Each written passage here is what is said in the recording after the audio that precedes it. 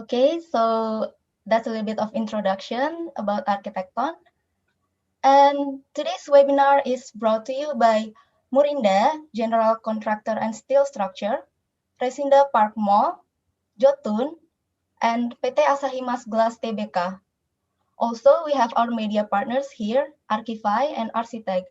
Thank you so much for your generosity and support for making this webinar possible. Okay, so to maintain online decorum, all participants will be muted for voice hearing during the presentations. Communications is possible only via the chat, but we are very keen to receive questions from all of you on the Q&A panel or via live chat on YouTube. Type your questions as anytime as we go. Please do not use it for other topics or internal discussions. Ask questions concisely, avoid wasting time in lengthy introductions before asking questions. And you may not ask personal questions or non-subject related questions during the event. Do not close your session or log out during the webinar. You may leave anytime in between, but your relogin may not be connected as it may interrupt the system, so you can log out after the event finishes. The presenters can choose to accept questions from attendees and answer them just in the Q&A session at the end. We as hosts will follow the chat during the presentations. If there are questions of general interest, we will ask the speaker to answer them directly after the presentation for everyone. All the other questions will be answered afterwards. We record the meeting and save the presentations. Everything will be available later on. So enough with the intro. It is my greatest pleasure to welcome our two speakers here who are experts in this field. Our first speaker is Ibu Rahmita. Bu Rahmita has worked as an architect or interior designer for 25 years and as a lecturer or researcher for 15 years. She is a lecturer now at Universitas Mercu Buana, Jakarta. She graduated with cum laude predicate degree of architecture engineering at UMB, then got a scholarship to continue her Master of Design at Institut Teknologi Bandung. She is currently a doctoral candidate of Science and Art and Design at ITB. She has a hearing impairment since birth and wears hearing aids. But apart from that, she, being the founder of Sejira Deaf Foundation, is actively upholding the equality of rights for the deaf community and also providing support for them to thrive in the society. She has contributed in several articles or journals by providing tips on how to create a deaf, people-friendly environment.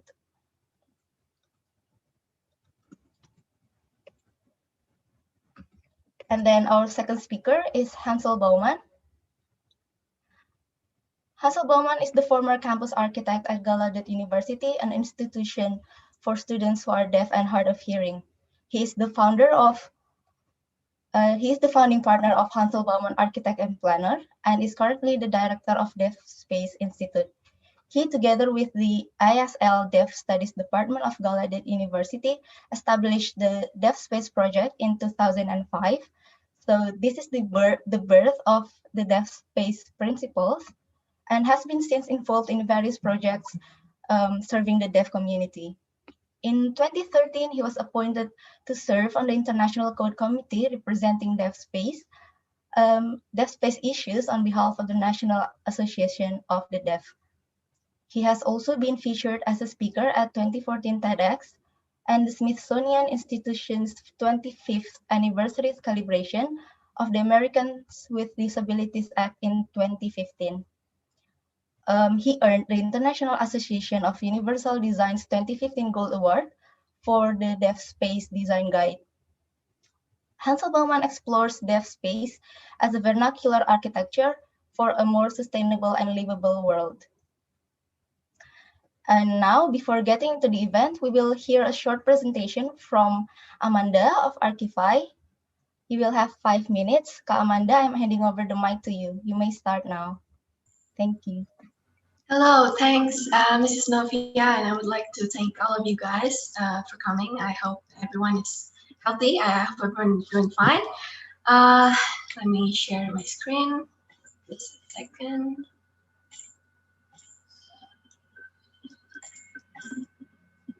So I would like to say thank you for giving us a chance to share a little bit about Archify. Archify is actually all-in-one platform, all-in-one digital platform where you can search, find, and also spec your product and also elevate your design all for free. So the main idea is here at Archify we connect three stakeholders in the construction industry. First, we have design professionals, architect, interior designers, and then we have property owners and also product suppliers. So these three, we connect these three, creating some kind of ecosystem in the website. Uh, and not only Indonesia, we are also available in some other countries in Asia Pacific. We also like Singapore, Malaysia, Australia, New Zealand, and also Philippines. So you can search building materials from Indonesia and all of the country. So what's on Archify? The first thing you can do on Archify is actually you can search thousands of products. You can search the product you need, and then you can ask questions regarding to the specific product that you're searching for, and also download all the document needed for each of the product. So make sure. So if we go to archify.com, so here are the landing page of Archify. To search for a product, you can simply click on the products tab. We have 5 main tabs in the landing page. You can click on the product tab. And then we already divided the products into categories and subcategories for you to simplify your search, simplify your process of searching products. For example, we have interior and finishes category, and then we can go to tiles and subcategories. So here you can search all of the products, all of the product tiles in Indonesia. You can also view it by the brand name. So if you can click on the brand name, and we can see what brands actually provide the product tiles in Indonesia. If you want to go search for the product in some of the country, you can simply click on the top right hand corner of the screen, and you can switch to Archipelago, Australia, Malaysia, Philippines, Singapore, New Zealand. We can simply go to one of the products. For example, we have Granito here. So all of the information regarding the brands is already here. You can click the profile here. They have a short description of the product. We have all of the products listed in the website. We have also project reference, accreditation, brochures, updates, and also contact details for you to connect with them. We have thousands of brands and products, so you can simply go to archify.com and find the products that you need. If you go to products tab, you can see here, for example, I'm trying to reach for this product from Granito. Here you can see on the bottom of the photo of the product, we have already provide all the specification. We have general specification, technical specification, certification, size, and all that.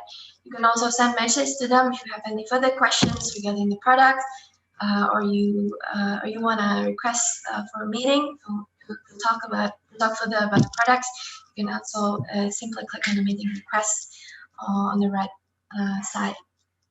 So I think that's all for the searching for products.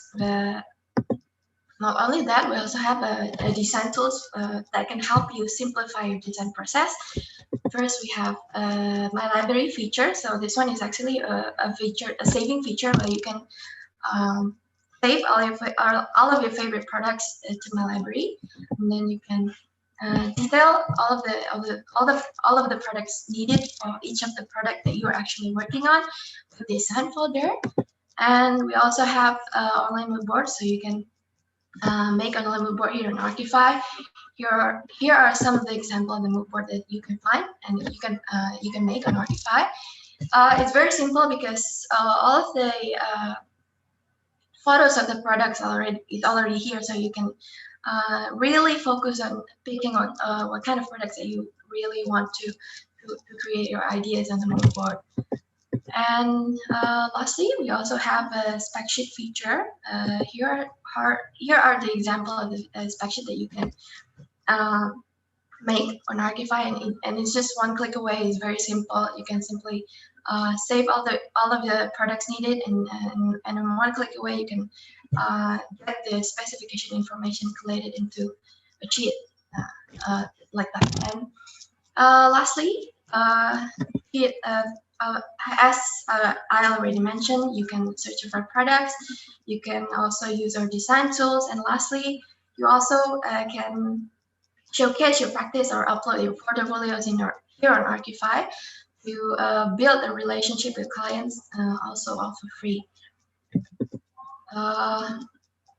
Lastly, we also have Archify Now. Archify Now is actually a blog where we will upload a article or like insights or like a product news to keep you up to date with what's happening in the industry.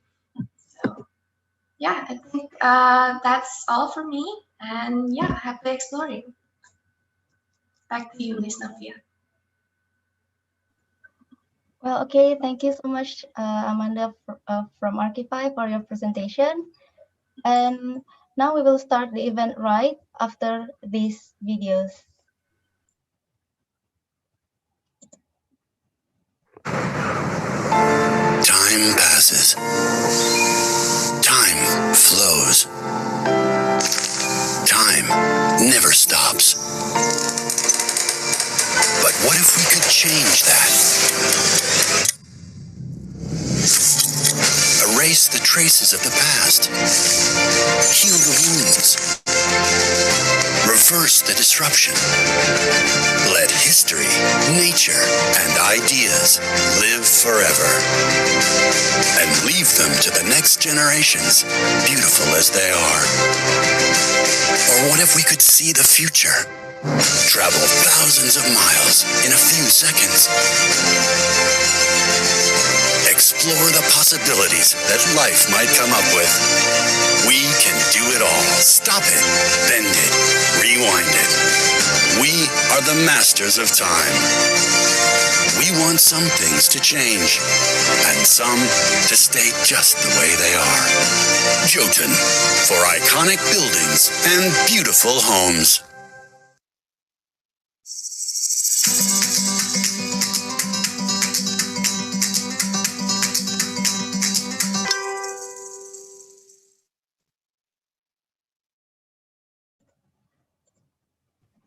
All right, without further ado, let us start with an opening remarks from our friend Mutia Rindiani, an architect at Architecton and the author of Mata yang Mendengar, or the Eyes That Hear. Please take it away, Mutia.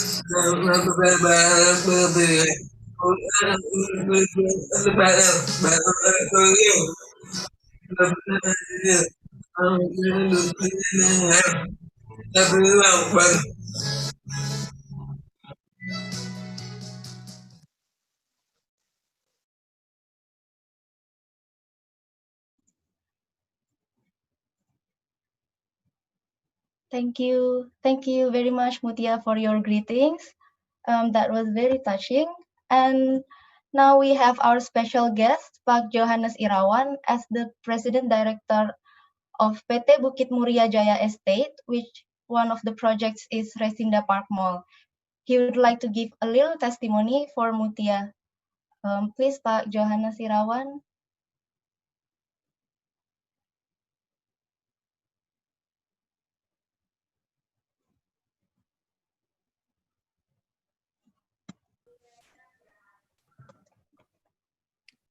Hi, hello everyone. Hello. You hear me? Yes, we can hear you. Hello everyone. My name is Johannes Irawan. I represent the Resinda. So back then, around 8 years ago, when we discussed about the our shopping mall project in Karawang. At that time, Ibu Cik and Pak Hendra introduced Novia Mutia to me. And I think to myself, is they kidding me? Because this little lady she's so young, and then she's get a disability. But after we discussed several times about the project, I was surprised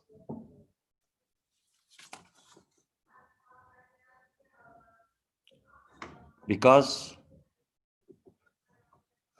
with Mutia big eyes to hear, he can produce a very come out with a lot of idea about the design. Mutia, maybe I push you too much at a time. For that, I'm sorry. But look at the result. In the end, you create a monument as an icon in Karawang. Congratulations. And again, last but not least, happy 25th anniversary to Architect Tan Lima. Thank you.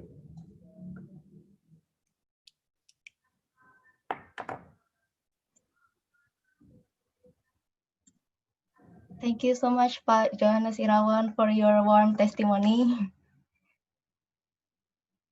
Well, okay. To complete this session, here's a video from Resinda Park Mall and Murinda, the contractor involved in the project.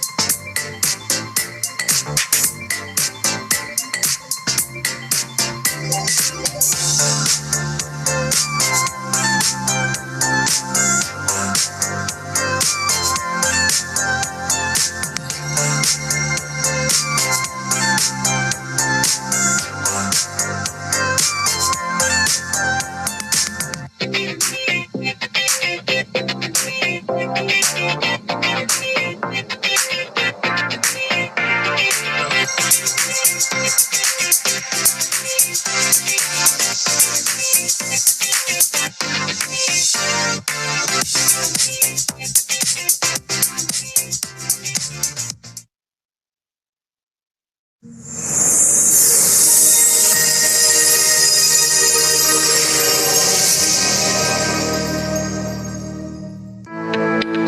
Morinda Iron Steel is the leader in construction. In 1974, Morinda was established. In 1997, despite the prolonged monetary crisis, Morinda increased production capacity to 20,000 tons, earned revenue of 1,000 billion rupiahs per year. Over 45 years, Morinda has worked with many foreign contractors and has received a lot of transfer management. Morinda Services and General Contractor. Morinda Services and Steel Structure. Morinda's Vision. Morinda's Missions.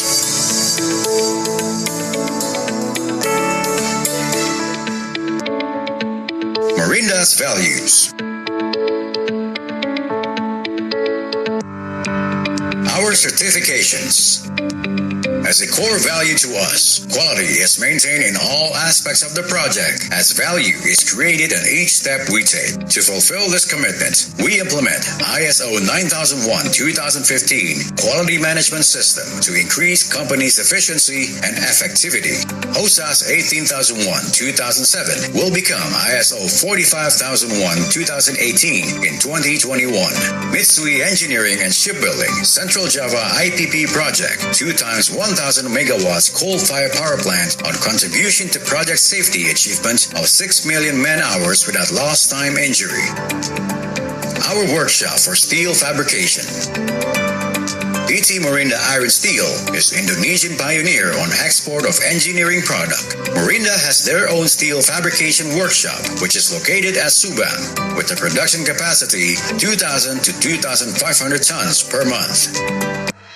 So, let's take a look at Morinda's general contractor projects. Office, plant, warehouse, and external works of Jakarta Greenfield for PT HM Sampurna TBK, located in Karawang, West Java, was completed in 2009. Building SKM Unit 5 of PT Gudang Garam TBK, located in Kediri East Java, was completed in 2015 with total area 49,300 square meters. Indofood Blending and Packing Factory for PT Indofood CBP Sukses Makmur TBK, located in Palembang, South Sumatra, was completed in 2019 with total area 32,000 square meters. Hangar Hang Nadim of PT Lion Mentari Airlines, located in Batam, Riau Island, was completed in 2014 with total span 80 meters times 200 meters. Factory of PT Salim Ivomas Pratama, located in Jakarta, was completed in 2010 with total area 27,000 square meters. Jakarta Integration Base main building of PT Schlumberger Geophysics Nusantara, located in KITIC Delta Mas Bekasi, was completed in 2015. Gudang Garam Headquarter Building of PT Gudang Garam TBK, located in Jakarta, was completed in 2012 with total area of 65,250 square meters and 25 stories of floor. Sinarmas MSIG Office Tower of PT Duta Anggada Realty TBK, located in Jakarta, was completed in 2012. Resinda Hotel Karawang, managed by Padma Hotel, located in Karawang, West Java, was completed in 2015 with total area 61,500 square meters, 19 stories of floor, and 2 basements. Building works of Palembang International Airport Sultan Mahmud Badarudin II, located in Palembang, South Sumatra, was completed in 2005. Resinda Park Mall, located in Karawang, West Java, was completed in 2016 with total area 160,000 square meters, 4 stories of floor, and 2 basements. Ammonium nitrate prill plant for PT Rekayasa Industry, located in Bontang, Kalimantan, was completed in 2011. Tanjung Jati B Unit 5 and 6 or Java 4 coal-fired steam power plant 2 times 1000 megawatts, located in Jepara, Central Java, was completed in 2020. Central Java IPP project coal-fired steam power plant 2 times 1000 megawatts, located in Batang, Central Java, was completed in 2020. And now, let's take a look at Morinda Steel structure projects. BCA Office Tower of Grand Indonesia, located in Jakarta, was completed in 2007 with 52 stories of floor using 4,000 tons of steel. Shopping mall extension of Plaza Indonesia, located in Jakarta, was completed in 2006 using 3,700 tons of steel. Structural steel for Puri Matahari Tower, located in Jakarta, was completed in 2014 with 25 stories of floor and 2 basements using 3,410 tons of steel. Structural steel of Indonesia Convention Exhibition or ICE, located in BSD Tangerang, Banten, was completed in 2013 using 2,600 tons of steel.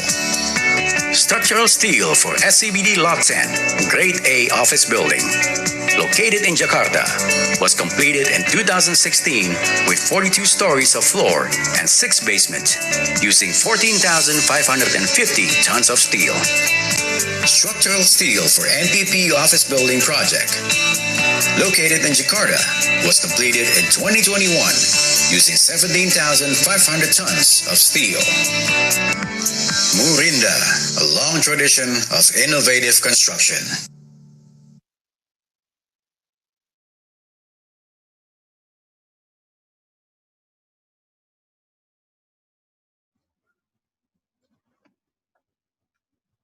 Okay, now getting to the main agenda, I will invite our first speaker, Ibu Rahmita, to begin. Over to you, Bu Rahmita. Oke, terima kasih. Assalamualaikum warahmatullahi wabarakatuh. Sebentar ya.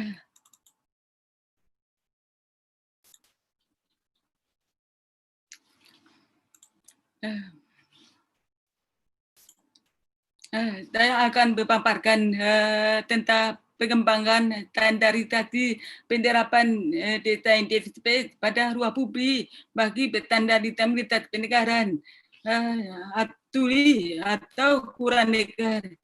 Kenapa pakai standarisasi pendengaran? Karena konflik di Indonesia ada 2 istilah, tuli kurang dengar. Tadi tepat saya pakai istilah standarisasi pendengaran.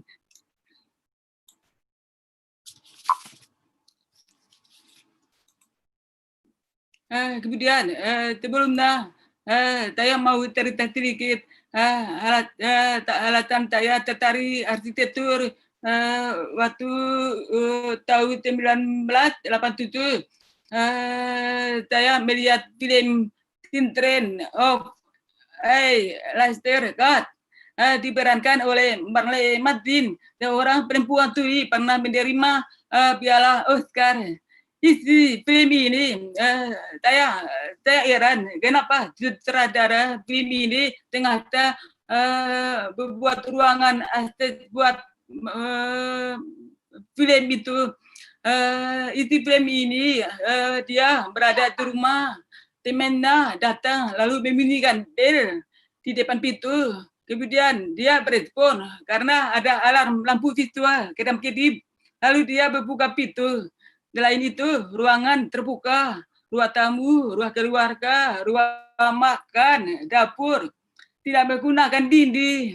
Kenapa? Kita bisa berinteraksi dan komunikasi antar ruang. Demikian juga pintu kamar tidur digunakan kaca buram di dalam, bisa melihat di luar. Begitu juga kamar mandi. Saya terinspirasi. Ya, di rumah saya suka pakai alam visual. Boleh kita coba. Bentar.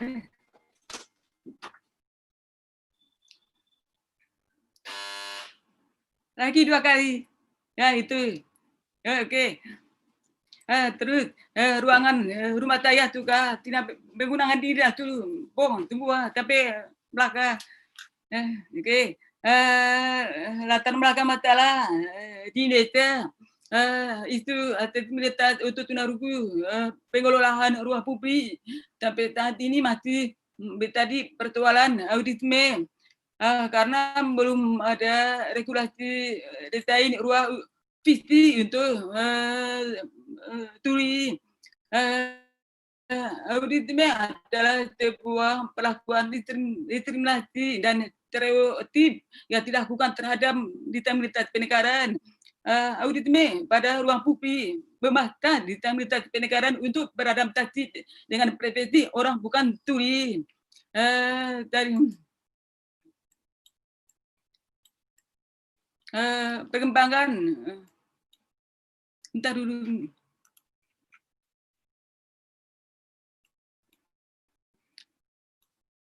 Perkembangan regulasi dan kestandaran publik terhadap fasilitas universal atau aksesibilitas adalah peraturan Menteri PUPR nomor 14 PRT atau M 2017 desain universal untuk komunitas tunarungu kurang mendapat perhatian dalam dunia praktisi desain interior di tanah gambar-gambar untuk pengguna kursi roda dan pengguna tunanetra rata-rata 80-90%, kecuali itu penerapan untuk tunarungu anak simbol rambut tanah-tanah visual penerapannya 1%.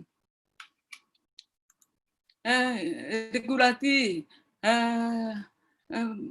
desain ruang untuk petanda disabilitas ada 3 ya, aksesibilitas desain universal DeafSpace. Pertama, Undang-Undang Nomor 4 Tahun 1997 tentang petanda cacat pasal 18 aksesibilitas. Kemudian desain universal tambah DeafSpace Undang-Undang 8 Tahun 2016 tentang petanda disabilitas pasal 5 ayat 1 huruf M. Kemudian untuk undang-undang pemerintah peraturan pemerintah nomor 43 tahun 1998 tentang upaya peningkatan kesejahteraan sosial petanda cacat. Kemudian untuk penyediaan fasilitas pada ruang publik diatur dalam Undang-Undang Makanan Kedua tahun nomor 28 tahun 2002. Kalau ini baru-baru ini untuk terkait pasal undang-undang cipta kerja sudah dihapus. Kemudian penerapan desain dalam Kementerian PUPR 468 tahun 98 penerapan untuk tunarungu belum ada. Kemudian diganti peraturan Menteri PUPR nomor 30 M. Di situ saya tadi anggota Newton. Saya mengajukan dana aksesibilitas non visi simbol rambut tanah visual. Tapi kalau untuk ruangan saya belum tahu. Kemudian diganti tadi peraturan PUPR nomor 14 PRT tahun 2017. Waktu itu saya pakai anggota tim Newton ikut terlibat dalam FGD PUPR. Saya sudah bilang pihak PUPR saya mau tambah-tambah ruang untuk tunarungu, tapi saya mati tipu. Seharusnya PUPR tahu bahwa kebutuhan tunarungu tanda seperti apa, harus cari Google, DeafSpace seperti apa. Tapi itu tidak, masih tetap penerapan lama PUPR nomor 30 tahun 2006. Kemudian sudah dilaksanakan FGD Kementerian PUPR kemarin tahun 2019. Saya tadi ketua Newton petertana hadir dari IAI, ADI, Organisasi Petani Disabilitas, LSM, akademisi, staf itasi dari Direktorat Cipta Karya. Petana pedoman ini mau ditempuh dengan permen PUPR atau terpisah. Kenapa? Kalau ditempuh takutnya masyarakat dia terkait arsitek, desainer interior, pengelola tidak melihat kebutuhan tunarungu di belakang, memperhatikan penerapan pengguna kursi roda. Tadi saya belum tahu mau terpita. Kalau kita terpita, sekalian kita pandangan perspektif tunarungu seperti apa, kebutuhan seperti apa, luas sekali. Tadi ya untuk aktivitas ada 4 asas: kemudahan, kegunaan, keselamatan, kemandirian. Tapi kalau di teknik universal ada 7 prinsip. DeafSpace ada 5 prinsip. Kemudian saya betepatan di 5 DeafSpace. Kemudian 7 prinsip desain universal dan 4 asas, ditambah saya 1 aktivitas melalui konsep arsitektural integral. Konsep ini untuk menghasilkan arsitektur interior ya berkelanjutan. Ada tujuan pembangunan berkelanjutan dan 169 target yang diharapkan dapat dicapai pada tahun 2030. Mungkin penonton bisa lihat Google seperti apa. Contoh 7 prinsip desain universal, kesetaraan penggunaan ruang, ada sinkron, apakah sesuai tanggung teori? Saya bilang ya. Kemudian ruang dan kedekatan, saya bilang ya. Kemudian mobilitas antara, saya bilang ya. Tuh macam-macam seperti ini. Tadi kalau 7 prinsip itu dari roadmap 1557. Kalau 5 prinsip dari Bauman ada di situ. Kemudian 4 asas aktivitas Kemen PUPR. Ya, seperti itu. Jumlah populasi petani disabilitas di atas usia 10 tahun 45,1 juta atau 8,56% dari jumlah penduduk Indonesia. Kemudian untuk hambatan pendengaran dan komunikasi di Indonesia adalah jumlah 10.060.000 jiwa mengalami peningkatan yang signifikan dari tahun ke tahun, bermandi lurus dengan meningkatkan kebutuhan ruang untuk mendukung aktivitas sehari-hari. Peningkatan tersebut seharusnya di keseimbangan dengan adanya aktivitas visi, pelayanan publik, pendidikan, kesehatan, kecepatan kerja dan sebagainya untuk memenuhi kebutuhan disabilitas pendengaran. Apa itu petanda disabilitas pendengaran? Ada 2 definisi. Pertama, individu memiliki hambatan pendengaran dan komunikasi sehingga individu lebih mengandalkan intravisual untuk menangkap lawan bicara atau bahasa lingkungan. Kemudian yang kedua, merupakan salah satu disabilitas tidak terlihat, namun tuli dapat menggantikan kekurangannya dengan mata sebagai alat pendekar.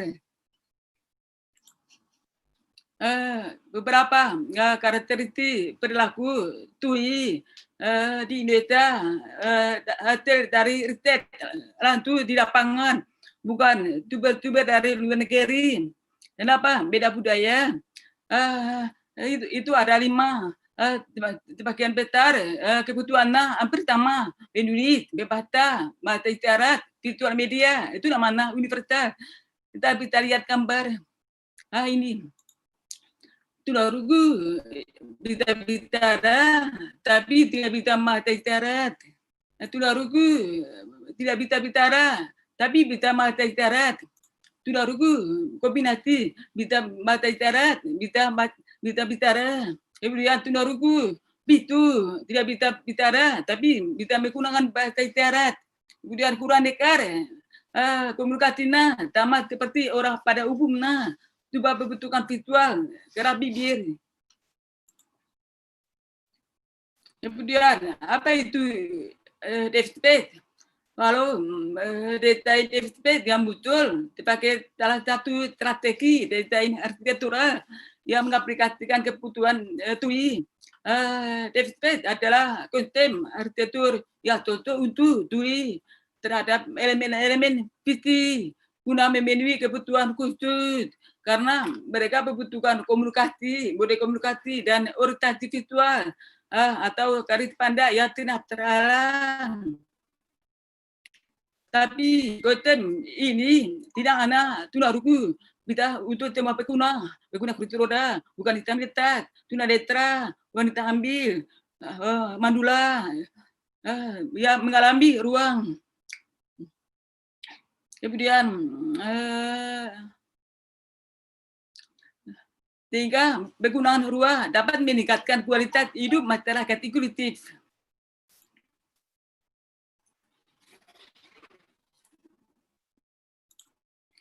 Kemudian penerapan desain DeafSpace merupakan penyediaan elemen arsitektural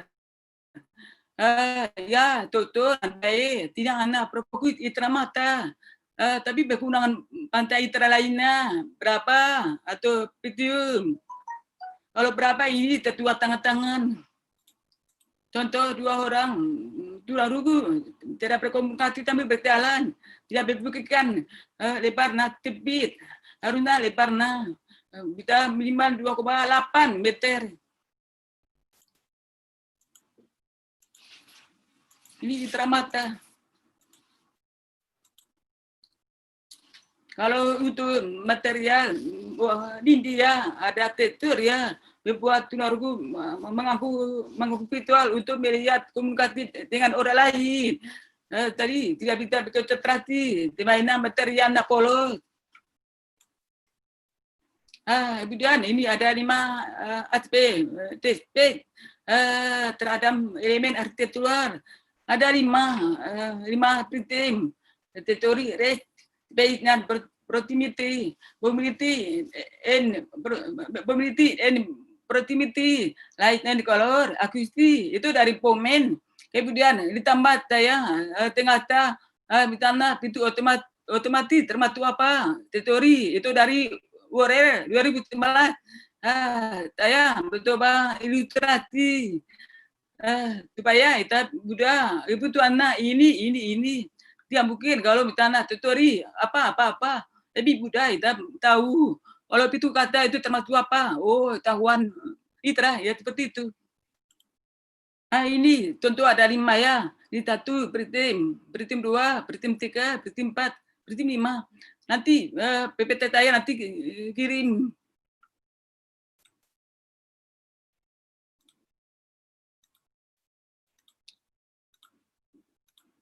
Contoh lebar koridor ya, ada 2 orang berkomunikasi. Apabila kalau tambah 3 orang ini mengaku ya, itu merasa tidak nyaman. Tadi tiba-tiba tulis cerita ini ya seperti ini. Supaya tunarungu komunikasi tidak terputus-putus terus sampai maju untuk korner ya dinding lebar koridor dalam ruangan saya tiba-tiba lebih lebar lagi karena ada seseorang yang mau melewati arah berlawanan tadi bisa berbahaya karena petabrakan. Contoh seperti ini solusi lebih lebar. Kalau ini korner tunduk seperti ini turut meleku supaya orang tunarungu bisa bertandari apakah orang mau melewati. Tadi kalau tidak tunduk meleku ini bisa berbahaya. Nanti mungkin kita bisa lihat video ya.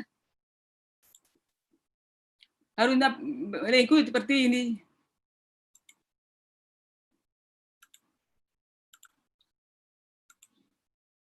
Kemudian itra mata.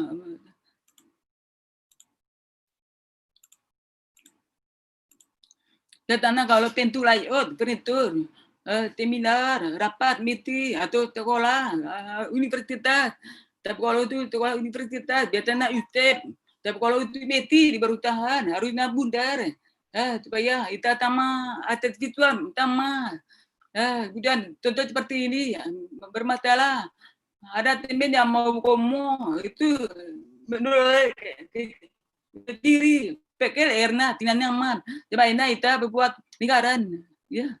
Kemudian untuk mitra pembau, petium, apabila tunarungu mau komunikasi dengan dosen harus melihat bibir, ada cahaya yang terang.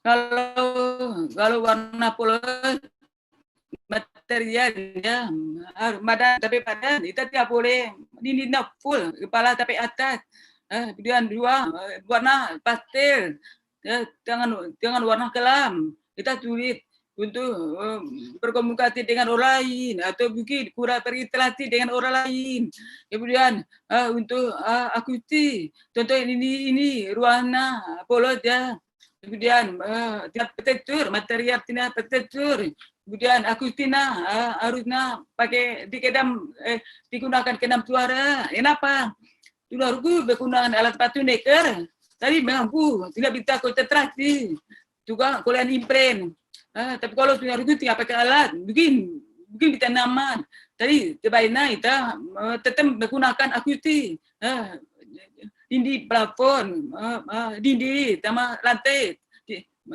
digunakan kedam suara. Kemudian untuk kondisi visual, pituna harus ada burem atau kata sebagian supaya tunarungu bisa melihat di dalam. Itu komunikasi mudah. Kemudian untuk kondisi vertikal ya, mulai dari bawah atas kita bisa lihat poin. Oh, lantai 2, 3, 4. Paman nanti kalau tidak ada poin, kalau ada kebakaran, kita nggak bisa tahu ada apa, ya, seperti itu. Contoh implementasi ya masjid Istiqlal di Jakarta ada ini ruangan terbuka ada khotbah kita melihat untuk tunarku ada TV tech ya kemudian lantai 2 kita melihat di bawah langsung kemudian untuk pernah sebelum berpati sekarang sudah renovasi untuk latkam ya ruang latkam kita untuk taman museum atau alte tapi kita untuk dipakai semua orang berguna kursi roda mungkin kita bisa lihat DeafSpace EPI DeafSpace itu latkam ini ada siapa mungkin kita bisa lihat Google kalau itu Jakarta ya, Jakarta mungkin tidak ada furnitur taman. Kalau di Bandung, Tanah Juanda ada furnitur taman. Tadi lekam. Kita putar video ya. Saya tengah lokasinya di ITB. Kebetulan saya disertasi.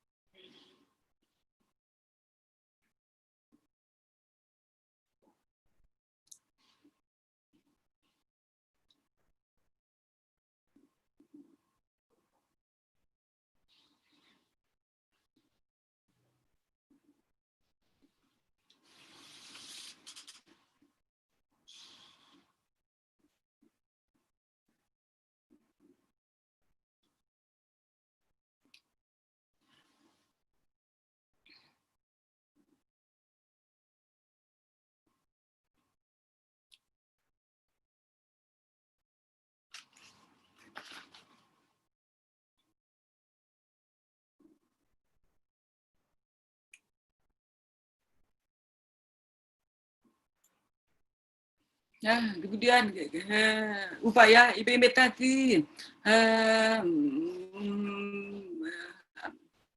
dalam konteks arsitektural pada ruang publik berarti DeafSpace, di mana tuli terlibat di dalam diharapkan akan dapat dimanfaatkan dengan optimal sehingga merasakan nyaman dan mandiri saat beraktivitas. Kemudian konten DeafSpace merupakan penggabungan antara ruang visi dan kondisi psikologis manusia saat merespon ruang melalui indera. Dimulai dengan indera penglihatan, pendengaran, berapa, petium, dan perasa. Sebagian besar hidup manusia berada di dalam suatu ruang. Arsitek, data interior, pengelola, pemilik gedung merupakan penempatan dan era kaitan antara intra-teori dan lingkungan. Arsitek, data interior, pengelola, pemilik gedung penting untuk ditingkatkan dan pemahaman persepsi tuli akan kebutuhan ruang, bukan Anda berfokus pada visual estetika eksklusif. Dengan mendesain ulang pengalaman indera tunarungu sendiri di dalam desainnya. Arsitek data interior yang membuat lingkungan yang lebih manusiawi. Peruna pedoman standar yang lebih detail yang berujuk pada perilaku kompetensi tuli. Semua fasilitas dengan standar yang mengakomodasi kompetensi tuli akan menjadi mereka lebih mandiri. Saya pernah ikut kompetisi lomba hasil penelitian dosen juara 1 poster tentang ruang pengalaman ruang komunal pada titik ruang mahasiswa tuli di Universitas Botswana. Oke, thank you. Mohon maaf apabila ada kata-kata yang kurang berkenan di hati semua penonton. Terima kasih. Assalamualaikum warahmatullahi wabarakatuh. Waalaikumsalam warahmatullahi wabarakatuh. Thank you so much, Bu Rahmita. That was a very excellent presentation. And now I will pass the mic to our next speaker, Hansel Baumann. We look forward to hearing your presentation next. Hello, everyone. Good afternoon. It's a real honor to be with all of you. And what a great presentation, Rashmita. It was very wonderful work. I would like to share with you a presentation today that is a bit of a different experience. Rashmita can share with you a lived experience. I, on the other hand, am a hearing architect. So I'll be sharing an experience of what I've learned from others.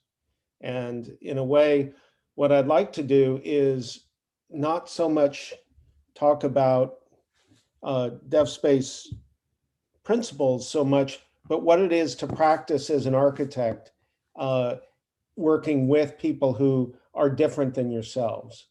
So really, what I've learned probably the most from the deaf community is what it is to be an architect that is working with users and allowing people who are different than ourselves, who are different than the way we've been educated as architects, allow them the voice and the empowerment to influence the design process as an empowering process. And that's really a lesson that I've learned from the deaf community, is the importance of identity, the importance of self-worth, and that there is not really a difference between those who we say have disabilities and those of us who we think don't have disabilities. If you think about it for a moment, we all someday, at some point in our lives, will experience a disability. We're born into this world not able to carry on clear communication, to have language, to move about freely. And as we age, we also have similar sorts of problems. So we think that we're all only temporarily able. So the fact that we can begin to learn from deaf individuals like Rushmita, the better off we are as we'll begin to learn more about just our whole human condition of difference and of I'd like to start this presentation from this perspective of what it is to be experienced rather than hard measured facts that we typically think of as architecture. And to do that, I want to share a few quotes that just set the stage for how we're thinking about the experience of sensory design through deaf experience. The first thing to point out is the most obvious thing ever, but we often forget about, which was a quote from Le Corbusier, the fact that the occupation of space is the first proof of existence. In other words, how we occupy space has a major impact on how we think and feel about ourselves. Then this idea, quote by Christian Norberg Scholz, quite a wonderful architectural theoretician, who points again to an obvious fact that human identity presupposes the identity of place. That we inhabit the world really through this act of dwelling, that the buildings we make are really an extension of our bodies and of our environment.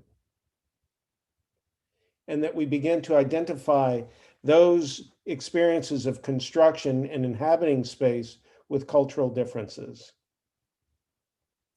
And of particular importance now, as we're talking about different sensory experiences, is this idea that the rather noted anthropologist Edward Hall talked about, is this idea that people from different cultures not only speak different languages, but inhabit different sensory worlds.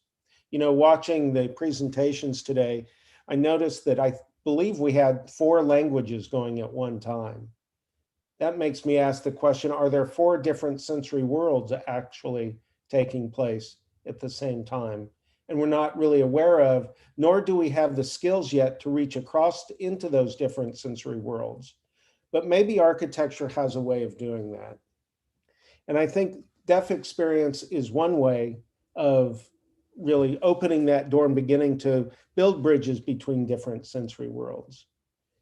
As was just explained previously in the previous presentation, so I won't go into it much, but it makes sense that deaf experience, that if you don't hear and live within a world that's really a visually centered world, the environment needs to be different and shaped around that way.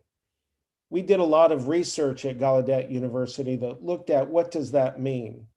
That research, much like the videos you just saw, was about documenting the lived moment of walking down streets or even simply eating a lunch and what that means relative to the built environment.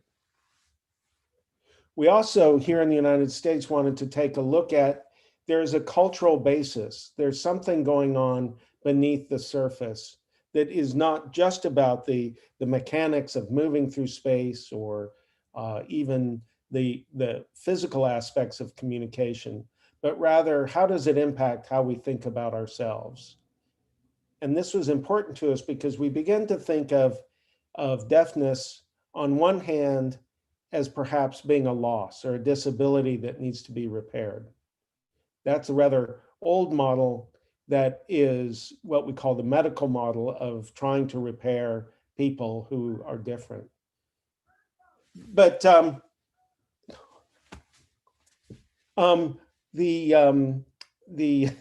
my neighbor was yelling at me. The cultural model is, on the other hand, a model that talks about architecture that is of experience. What are the architectural implications of that?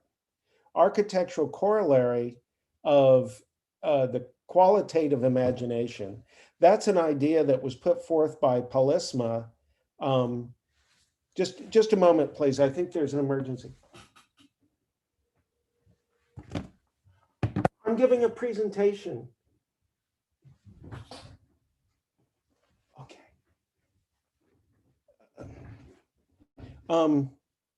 Sorry, I think there's an emergency outside. Just a minute.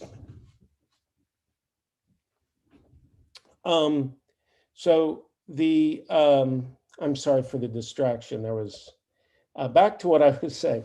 The empathic imagination is this idea that is much more the DeafSpace idea, where we're thinking about designing buildings that are buildings to be inhabited. Those buildings, it's about experience, not about building an object. So often we've been educated in our profession as architects to think about buildings as objects to look at rather than to be in. DeafSpace calls upon us to think about architecture and space in a very different way.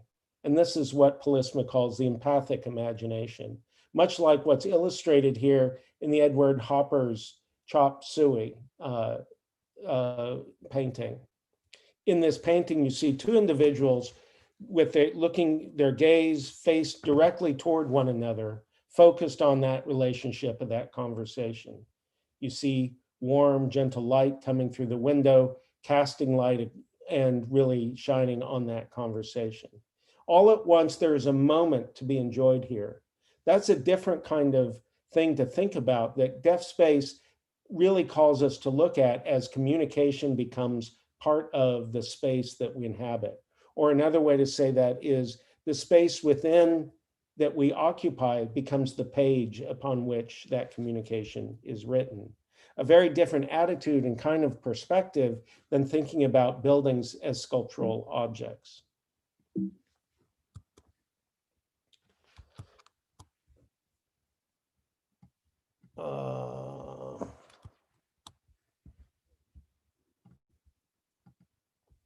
I'm sorry for all of the, there we go.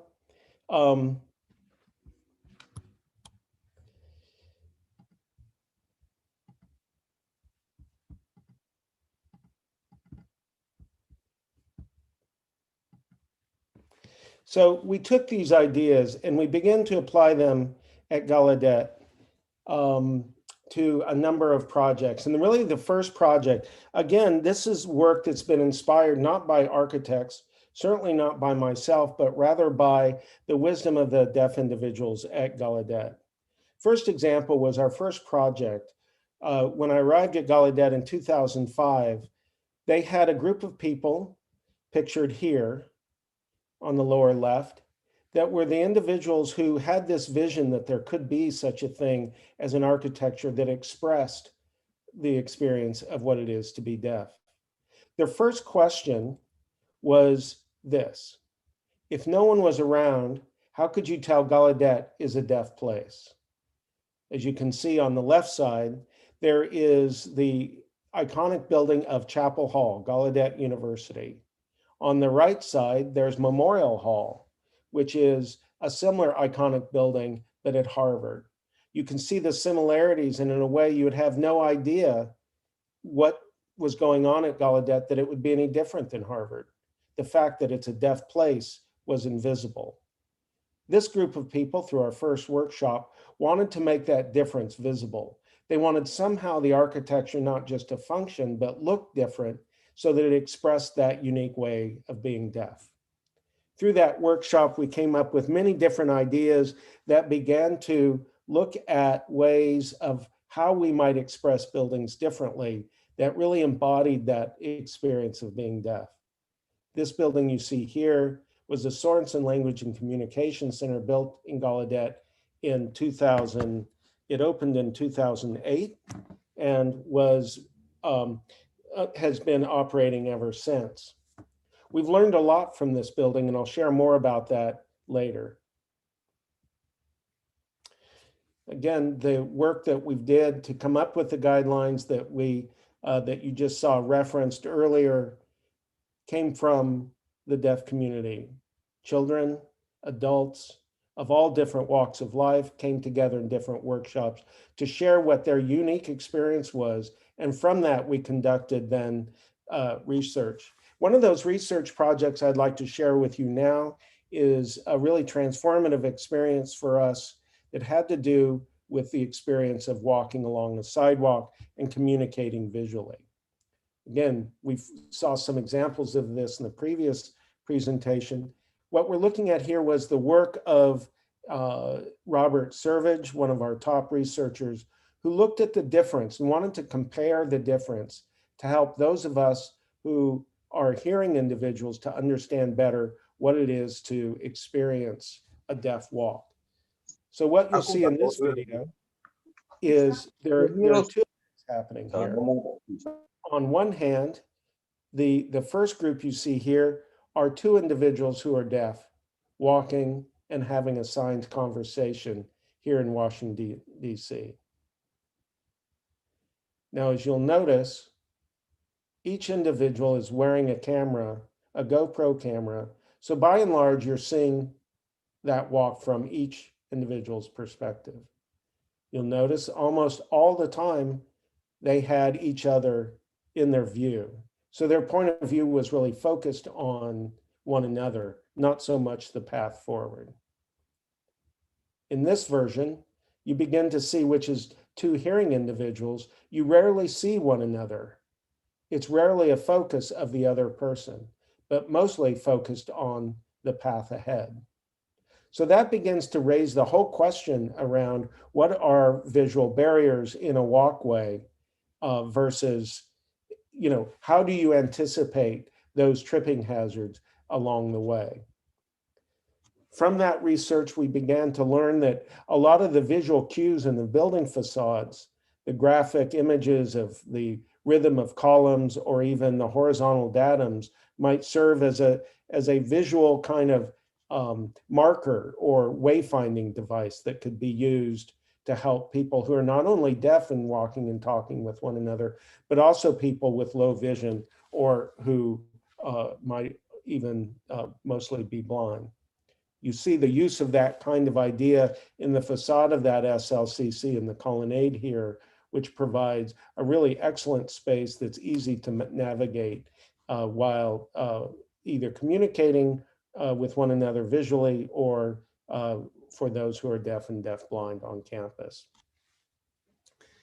You saw many of these earlier, just to give you a sense of the general kind of grouping of the different categories of DeafSpace design guidelines we have. We have a set of guidelines that look at visual language, and that'll range from the size of sidewalks to even the background color of rooms where language, visual language is being used, so that the high contrast that's contrasting different skin tones provides that background to increase the acuity of signed languages. We look at different ways in vibration might be propagated through floors and to sense the awareness of oncoming visitors. Or we might even want to dampen vibration from mechanical systems that could be distracting.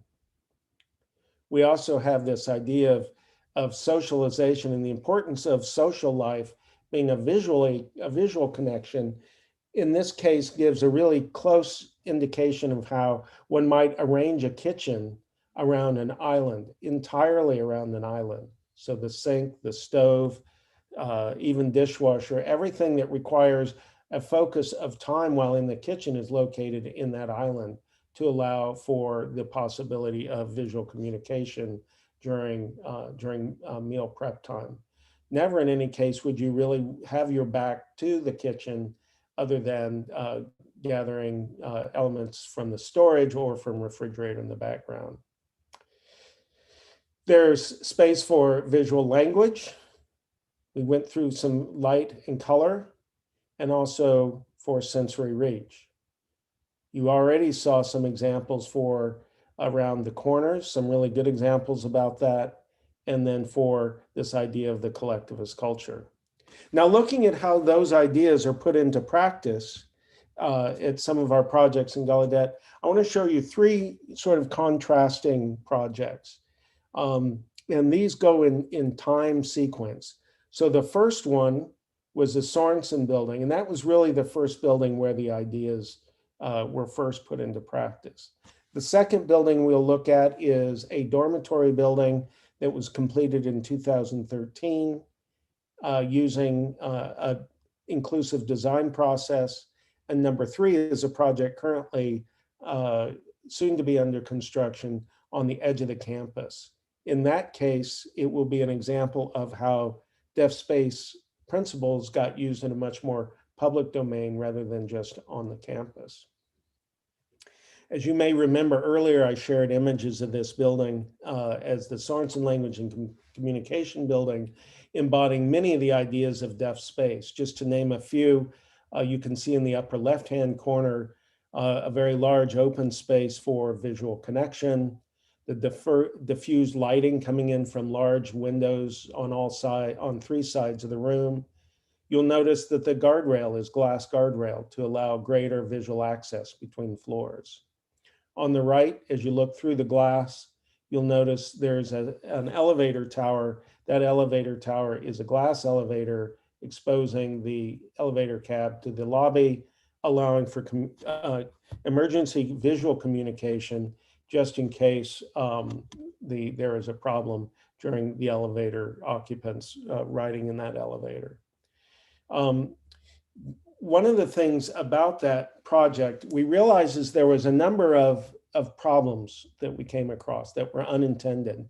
For example, as you look at this large double high space, what you'll see there is a large space which has problems for acoustics.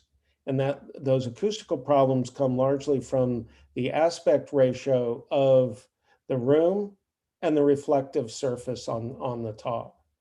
And that is a problem that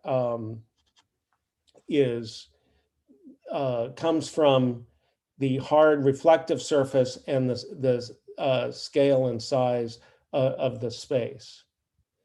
If you look at that, then just a moment. Just a moment. Again, there's an emergency outside.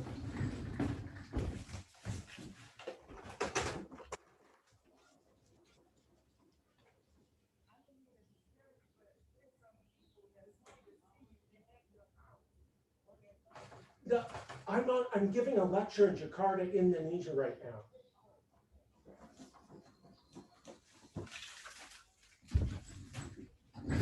My apologies. Let's go back to this discussion of the problems that we had in this building. We realized that there was a whole series of mistakes that had been made that made the building very difficult in some ways to even afford later on in the creation of the final product. And so one of the things we realized from all those problems, what we realized is it wasn't so much a problem of the designers or the architects or even the contractors, but rather a problem of the design process. We made a mistake. We realized that we had not included the users throughout the process to the degree that we needed to. And to understand that problem better, we went back and explored the number of contact hours. And those are the number of hours in which we worked very closely with the deaf community on creating the design. As we did that, what you'll see on the chart here, you'll see on the vertical graph, there's the number of hours we engaged a large group of people throughout the design process. Along the horizontal axis, you'll see the phases of the design process. So in this chart, what you'll see basically is early on, there's a high peak of engagement with users. You'll see that peak drop off quickly once the design got started.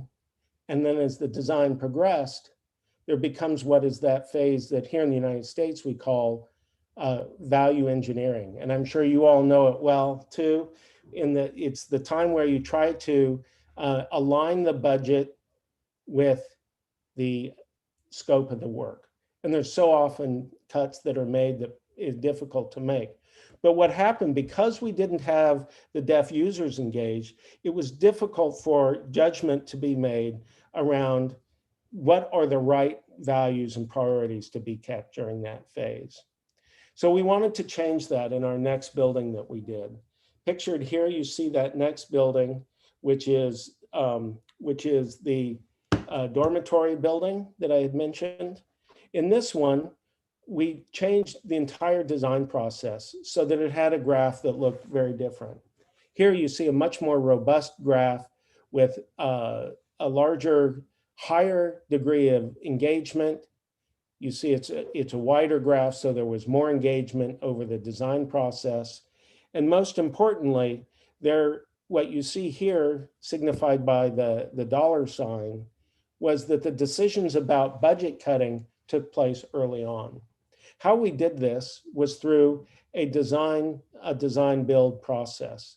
At the bottom of the slides here, you see there are 4 groups of different architects who are speaking with one another, engaged in 4 different teams, 4 different architects trying to get the job, each one of them paired with contractors to come up with a final price and a design that they could guarantee they would build according to the lessons that they'd learned from our deaf community.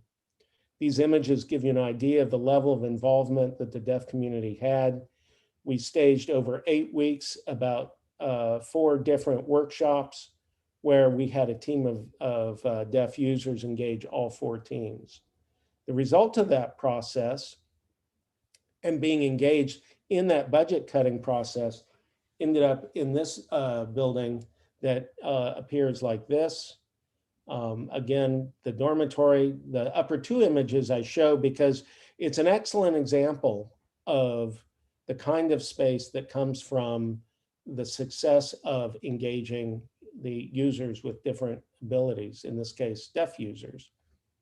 On the left, you see the space we call the Terraced Lounge. On the right is also the Terraced Lounge, and you can see that they're occupied in 2 very different ways. On the left, each terrace, each level is an individual grouping that allows deaf people to engage in with some privacy. The benches provide a degree of visual privacy that scales different groupings of individuals. Yet on the right side, the slope and terracing of the room allows visual connection to a lecture in the front, where visual connection moving forward to facing forward to the lecturer are all very, without a doubt, some of the finest sightlines in a visually centered lecture hall that we have on campus, and each individual seated comfortably watching forward. That geometry of that room was designed by, or the idea for it was suggested by 3 deaf students in the committee as a way to cut costs. What they realized, the architects came to us and said, you can't afford the building you want. So what can we do? And they put that question, that responsibility of making that judgment, they put that in the hands of the users. They trusted the users to make these difficult decisions, and they came up with some really creative answers. In this case, to collapse 3 smaller rooms with the larger auditorium into a single room that took advantage of that sloping topography and came up with a very successful multi-purpose space. Finally, I'll show you images of a project that we're doing on the edge of campus edge development. Again, this is at a very different scale, but we're proud to say provides us with the opportunity to engage the public realm. Just a quick orientation here in the upper left, you see a map of that space. The map of the space shows you how the Gallaudet campus to the right sits next to what's called the NOMA district. That's a warehouse district that's becoming a new social hotbed as it's being reused into a kind of arts, living, and working community. You see an image of that in the lower left. That's sitting right next to the Gallaudet campus, you see on the right. And there's a sharp divide between 2 very different environments of the active, gritty marketplace of the 6th Street on the left, and then the quiet Gallaudet Green campus on the right. How to blend those 2 spaces together became a major question and concern for us as the university developed its properties. You see in the upper left, those properties are indicated in the red and pink image colors of parcels. Those are very large parcels of land. You get a sense in the upper right-hand image of the size of development that was planned as high density, mixed use development. In a way, we called this the zipper. It was the zone which brought together and connected the public hearing realm with the deaf world on the campus. So how you mix those two spaces together was a significant, became a significant question for us.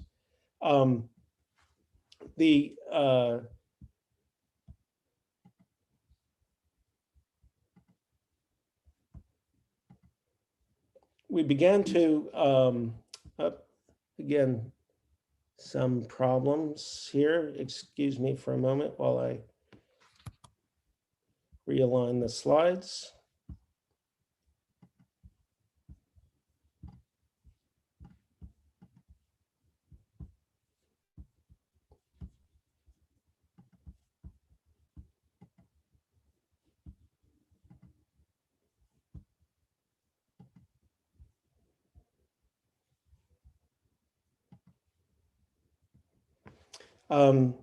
So how we began to solve that problem is we wanted to go back and look at exactly in the deeper realm of what is the Gallaudet campus. If you remember the question earlier around how could you tell the Gallaudet campus was a deaf campus? So we embraced that question first by looking at the campus and understanding it as a collection of people and activities. The image you see here, this Hendrik Averkamp painting circa 1615, a Dutch painter painting the life in what was at that time a deaf enclave or a deaf village, where they're looking at the ways in which the deaf people created community together through their visual languages and traditions, in this case, in winter celebrations. We looked at it, the campus as a collection of buildings around a green. And you begin to see that how these buildings and elements populated that green. For many people in the deaf community began to see this as a kind of metaphor for how deaf individuals stand around in a circle, maintaining that circle for visual communication. So there's this very strong connection between the arrangement of the buildings and the space itself. What that gave rise to is this idea of creating an armature that encircled the green and coming over to 6th Street, where you see here the main building that anchored that 6th Street development next to some of those higher and mixed use development buildings. The red building you see is, the program for that is a cultural arts and research building that would support Gallaudet functions. You see this idea of the ground plane really being prominent, then a lighter, more airy kind of wooden structure over the top, allowing armatures of light to come through. Now, let me show you kind of the design concept that I'm sharing with you now comes from a very intimate experience of working together, in this case with deaf and deafblind individuals in design experiences where we paired, in this case, deafblind individuals, teaching architects how to begin to communicate through touch, and using this notion of touch as a means of communication. Touch like that made people, the architects, initially very uncomfortable, but as they got used to working in this way and communicating with one another, and even without interpreters, there became a way to communicate. And that had to do with just simply gesture and touch, and sharing that experience together without the need even necessarily for visual communication. This image of the two of them experiencing the world together is one that I, as an architect, find one of the most powerful experiences. Because what it brought forward is this idea that architecture is not just something we look at, but it's something that we touch and inhabit with our bodies. So we designed the process.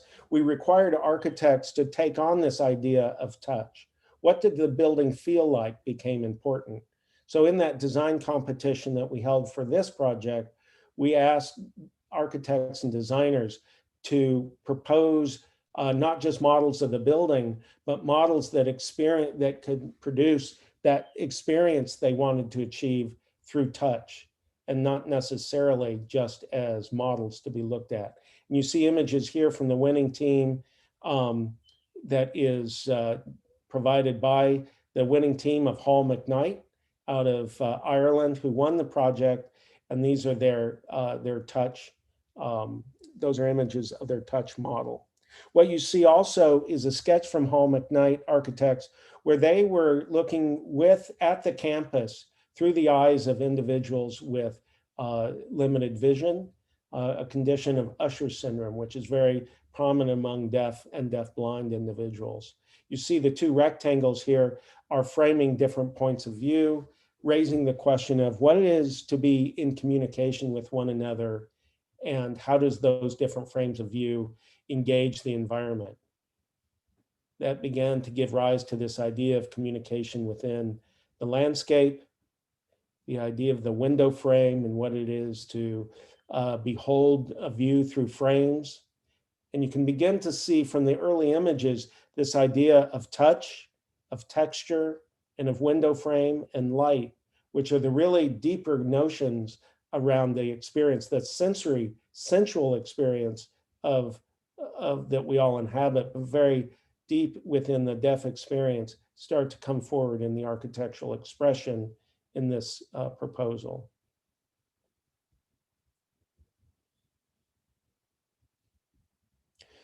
This idea of how people collect and are around one another in and of itself is an architectural expression within the deaf world. And you can see that also embodied in this notion of elements or a collection of things, much like the campus is a collection of people and a collection of buildings. And finally, I'll close with images of the entry of the building and the kind of statement it's making as an expression of deaf experience.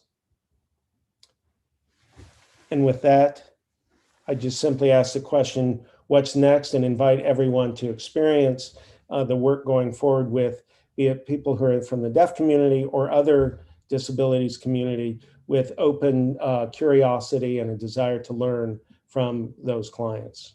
Thank you very much.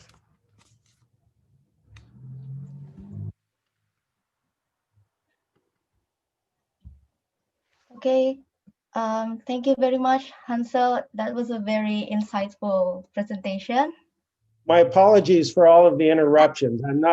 My neighbors were, something was going on outside. I think they really wanted my attention to call the police or something, but I think everything got solved. So again, my apologies. Okay, no problem. One of the problems of not being there in person.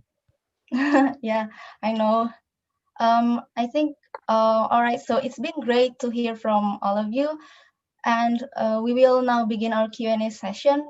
We already have some questions in, but actually, I think, first of all, I want to some kind of break the ice here. I was really curious. Previously, Bu Rahmita already mentioned the thing that inspired her to become an architect.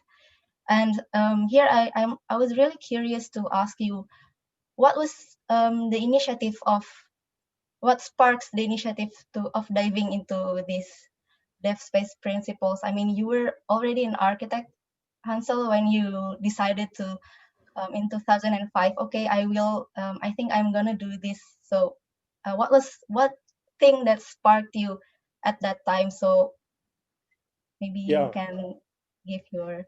Yeah, it's an interesting, life is strange. Sometimes things just happen. My brother is a professor at Gallaudet University. He's a hearing professor, but he's in the deaf studies department. A good friend of his, who's now a colleague and one of the, I would say, fathers of DeafSpace, Dr. Ben Bahan, who is also a professor, a deaf professor in deaf studies. The three of us dreamed up this idea that we would try to hold that first workshop at Gallaudet that would allow this idea that everyone talked about DeafSpace, to put that down on paper, translate what was cultural traditions into architectural language. And so that first workshop was my first experience in the deaf community. And it was such a profound experience that it just, it basically changed my professional life. And I took a left turn there and just followed through ever since. That was 2005. Well, yeah, it's been 15 years already, and I think your words really speaks volumes. And then right now, Bu Rahmita is trying to do the same here in Indonesia, so more people will become aware about this, especially architects, and then the governments who put on the regulations. I mean, they can be more aware about what facilities they have to provide for their citizens. I mean, that was very good. Yeah, thank you so much. Yes. And then we have some questions here. I think there is two similar questions about what is the impact of from Brion Kasudarman here and from Niken Rahadiani. I think these questions can be for both of you, Bu Rahmita and Hansel. I mean, the Brion asks, what is the impact of the development of smart city to this DeafSpace design guides and principles? I mean, things change, and then we are trying to get into the new modern world with technologies and so on. And what does it give? Is it give like some kind of changes to the DeafSpace design principles? Is that a question for both of us? Yeah. Yeah, I think maybe you can answer first, and then Bu Rahmita can add. Okay. I'll let me first confess. When it comes, my area of interest has to do with what I call the dumb part of the city, or the dumb part of the environment. The buildings in, and I don't mean to be critical of the movement of smart cities and smart buildings. I think technology in buildings is an absolute wonderful thing that brings us many, there brings many benefits.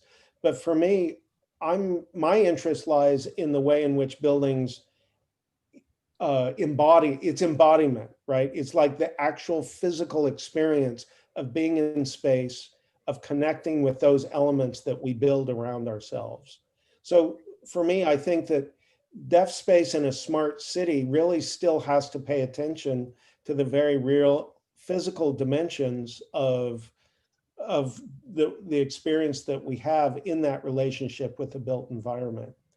You know, progressively through augmented reality technologies and so on, there's going to be extraordinary advancements. Probably one of the biggest ones we see happening right now are in two areas, one of which is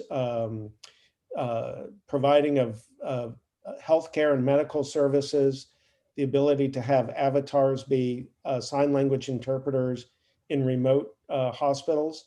That's extraordinary. There is also advancing technologies in education and how we know in which, mostly from young deaf babies, the acquisition of language has so much to do with being exposed to a native language in the first 3 months to 3 years of life. In often cases, hearing parents don't know that sign language. So there are extraordinary technologies being developed right now, which are avatars and robots who communicate with babies and enable that very quick access to visual language. So technologies are going great, doing great things, but I think it's really how does the quality of the built environment support just everyday access to a beautiful place to be. Okay, thank you very much for your answer. Maybe Bu Rahmita wants to add. I'm sorry. I think actually the questions is to answer Rizka Amelia too. She asked about the what changes should architects consider during the 4.0 era. So I think Hansel has already answered that. And Bu Rahmita, maybe you want to answer from your points of perspective.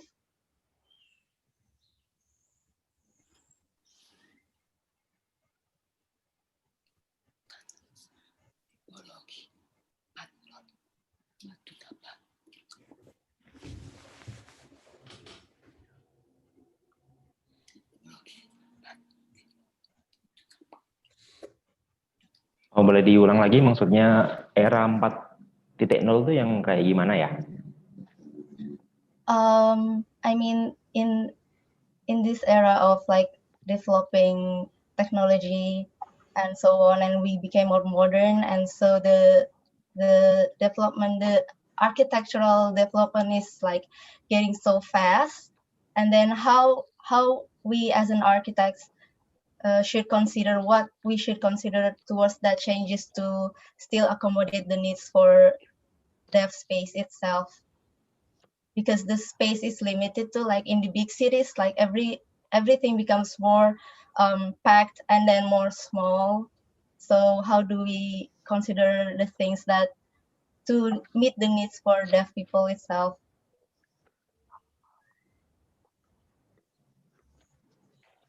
And then how we design the spatial zoning between space and rooms regarding the architecture itself.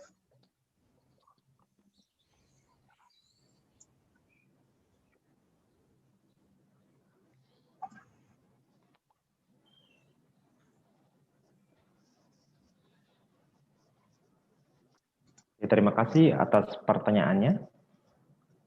Oke, saya akan menjawab yang pertama mengenai teknologi yang terbaru, yaitu di era 4.0. Sebagai arsitek, kita harus menggunakan arsitek yang lebih fokus pada visual. Misalkan kita melihat nih, ada tuli bisa pakai ini, dan juga yang pengguna kursi roda bisa memakai ini. Jadi tidak harus pikir ke satu disabilitas saja, hanya tuli saja, tidak seperti itu, tapi harus semuanya dipikirkan. Jadi kita jangan buang-buang kesempatan yang sudah ada. Jadi kita harus membuat paket yang lengkap, antara membuat untuk tuli, untuk yang daksa, dan lain-lain. Jadi sebelum mendesain mungkin kita bisa melihat secara virtual ya, menggunakan teknologi yang kita punya. Jadi kita lihat desain yang kita buat, apakah desain ini bisa dipakai untuk tuli maupun untuk pengguna kursi roda. Untuk pertanyaan yang kedua, untuk zonasi, yang ada zonasi publik dan privat.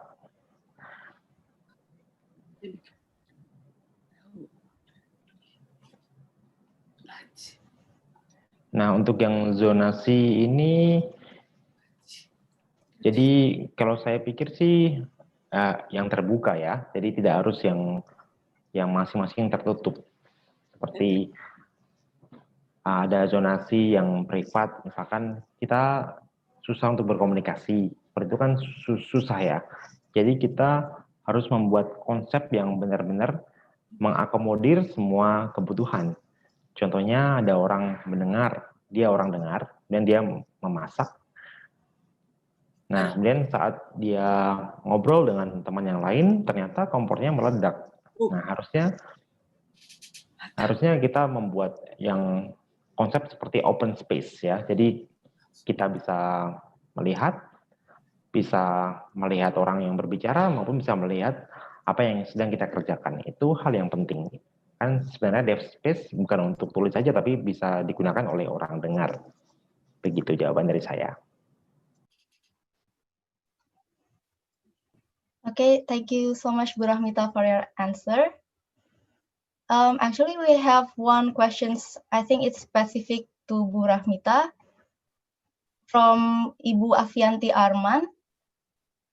She asked, is there any institution in Indonesia that oversees the implementation of DeafSpace in public spaces, not only through consultation, but also supervision and warning if the prerequisites are not met?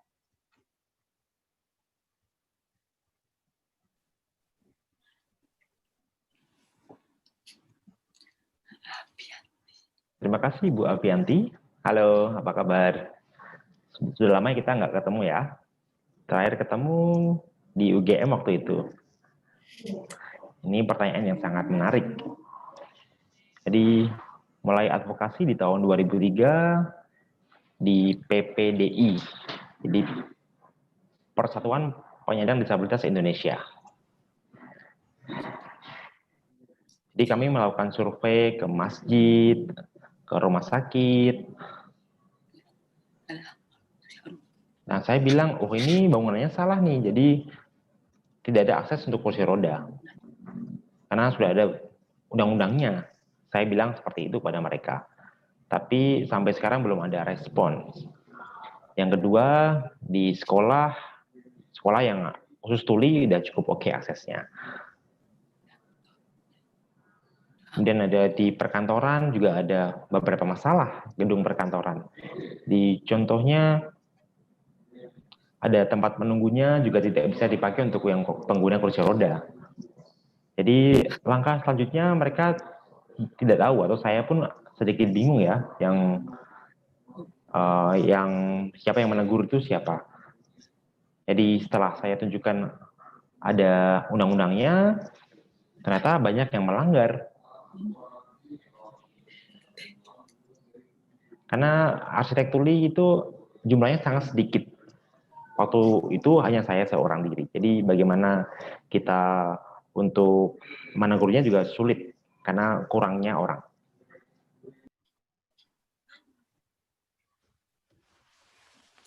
Yes, thank you so much, Bu Rahmita. Yeah, I think we still have a lot of work to do, so much work to do here in Indonesia. I mean, we start from Jakarta first, but it's still a lot. Actually, we have questions from Ardiano. I think it can be addressed to both of Hansel and Bu Rahmita. He asked, what are the difficulties of implementing the DeafSpace in built and limited narrow space, which are very common in an urban context like Jakarta? I mean, maybe Hansel would like to give your insights about, I think Washington DC is also a quite complex and narrow city. I mean, you can give your advice or insights to us architects here in Jakarta or governments to so we can understand more about the needs for people in general. Yeah. It's a really, really good question. Jakarta will be much denser than Washington, D.C., I assure you. But here, we do have a development pattern in the way that land is used in Washington, D.C. is predominantly long, narrow spaces. So houses are predominantly row houses. And in the United States, is probably, I think my house is probably maybe 3.5 meters, no, probably 4.5 meters wide. So, the spaces tend to be fairly narrow, but that's a social grouping. On streets where things become very narrow, what we've tried to do is create zones. So in the public realm, let's say the narrow space between a public street and a building facade that needs to be shared with retailers, with other people walking. There are other barriers like trees and fire hydrants and lampposts. what we're trying to do is create zones to where one zone is the color of the concrete and the texture of the concrete or the surface suggests a very different kind of free movement zone. So we call that the barrier-free zone. Then there will be areas, then there's a mixed use zone. And in that mixed use zone, or that what we call a shoulder area, like a shoulder area, is an area in which you would locate all the other elements like the street furniture, trash cans, lighting, signage. But within that zone, we're creating areas that intentionally foster a place to pull off and have a conversation. And we do this quite often now, where they're well lit they're not just above, but lighting that is is good lighting for sign language. So that would be strings of lights. You saw the one diagram, I think, Rajit, you presented guidelines that we are using on the street sidewalks to create conversation areas so that those conversations can happen outside of the free movement spaces is one of the ways in which we're just creating different zones within those narrow areas between streets and facades. That's probably the highest impact way we're going about that. Okay, Hansel, thank you very much. That was very insightful. Okay, maybe right now Bu Rahmita would like to answer the questions in case in Jakarta, for Jakarta. You know, like we in Jakarta have such a crowded area, for example, like Cikini. Maybe you have done so much research. I mean, have the research got there? I mean, to like some kind of to create the DeafSpace in that kind of like crowded area like Cikini, maybe.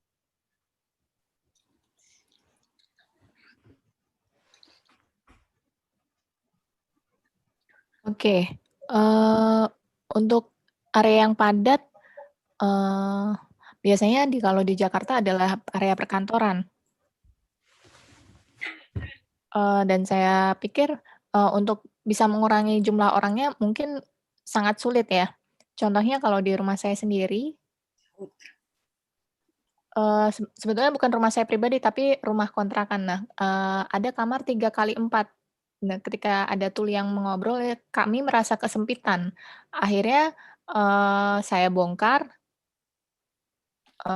tidak perlu pembongkaran yang secara mahal gitu. Lalu ruang makan, ruang tamu, ruang rapat itu dibongkar supaya lebih transparan, jadi terlihat di masing-masing ruang bisa melihat gitu. Nah, tapi di ruang kerja saya di kampus di Mercu Buana,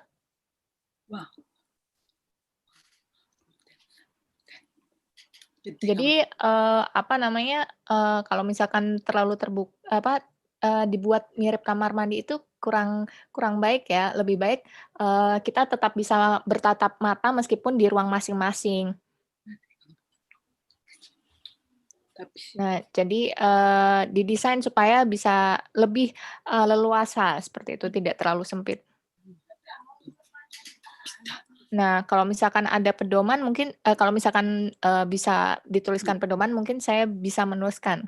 Karena Kementerian PUPR sendiri mungkin sulit sekali untuk bekerja sama. Mereka mungkin meragukan kemampuan saya karena saya tuli. Jadi mereka punya asumsinya sendiri mengenai saya.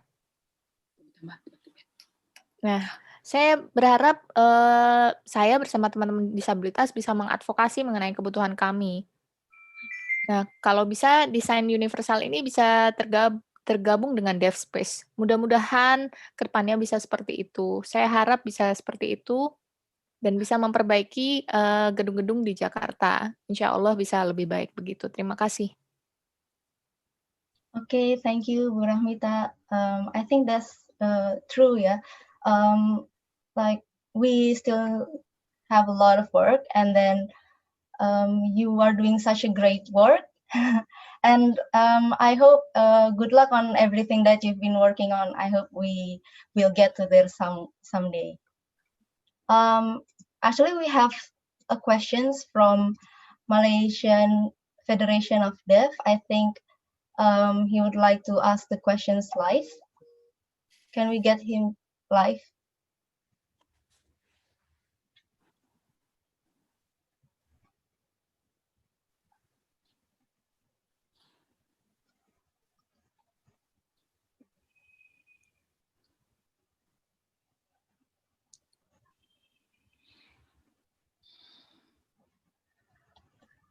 Wait.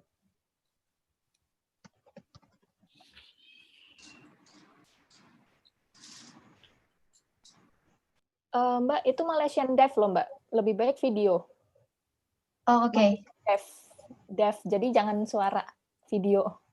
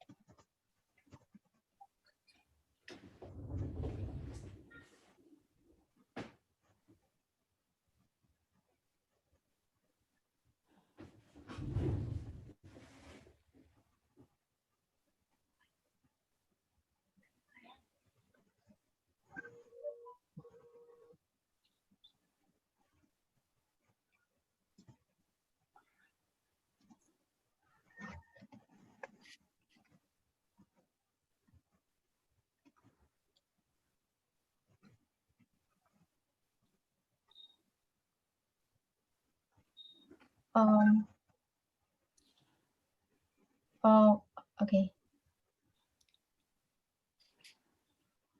Oke, maaf saya kurang paham caranya seperti apa. Oke, perkenalkan nama saya.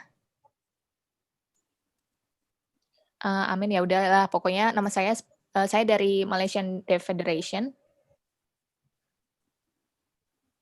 Sebetulnya pertanyaan saya singkat saja. Nah, ada sebuah universitas yang terbuka untuk umum. Nah, ini mereka memiliki toilet atau kamar mandi. Tapi ketika tuli masuk ke dalam toilet tersebut, mereka tidak paham ketika ada suara atau misalkan kejadian yang darurat, kebakaran misalkan, mereka tidak paham. Nah, karena dia ada di dalam WC. Nah, kira-kira bagaimana caranya supaya orang tuli yang di dalam toilet ini bisa tahu situasi emergensi di luar, begitu. Mungkin ada ide dari para pemateri sekalian atau penjelasan supaya tuli ini bisa mengakses ketika ada situasi darurat, misalkan ada kebakaran atau mungkin gedungnya runtuh, seperti itu.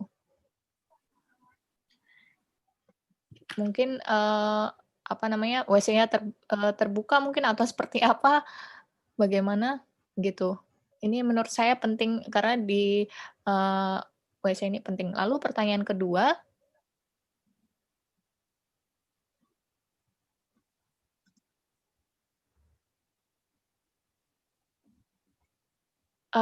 ada juga tuli yang bertubuh kerdil.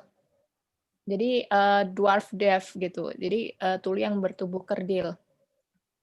Nah, untuk bisa meraih ke tempat yang lebih tinggi itu kan sulit untuk mereka kan. Nah, mereka tuli dan juga tubuhnya kerdil. Saya pikir itu juga harus dipikirkan juga. Seperti itu. Terima kasih. Oke, Bu Rahmita mau jawab langsung boleh? Ya, boleh. Iya, terima kasih Ibu Amy. Halo. Teman lama saya di Malaysia. Sudah pernah terlibat di pelatihan di University of Malaya di Malaysia selama 1 bulan mengenai toilet untuk tuli ini seperti apa. Nah, kalau untuk toilet mungkin kalau mall, rumah sakit dan lainnya Untuk tuli itu harus ada sebetulnya, tapi di buku memang belum ada. Contohnya kalau misalkan ada kebakaran, mungkin bisa disediakan 3 lampu, merah, kuning, biru. Jadi ketika ada kebakaran, kita bisa melihat, oh ada kebakaran nih. Nah, kalau misalkan warnanya nyala gitu, kita bisa menyelamatkan diri. Nah, kalau tunanetra juga mereka bisa mendengarkan alarmnya kan. Seperti itu. Jadi aksesnya ada 3. Ada lampu, alarm suara, begitu. Nah, yang soal tuli yang kerdil mungkin serupa dengan orang-orang pengguna kursi roda. Seperti itu. Saya pikir aksesibilitasnya bisa disamakan dengan orang-orang yang menggunakan kursi roda. Begitu. Terima kasih.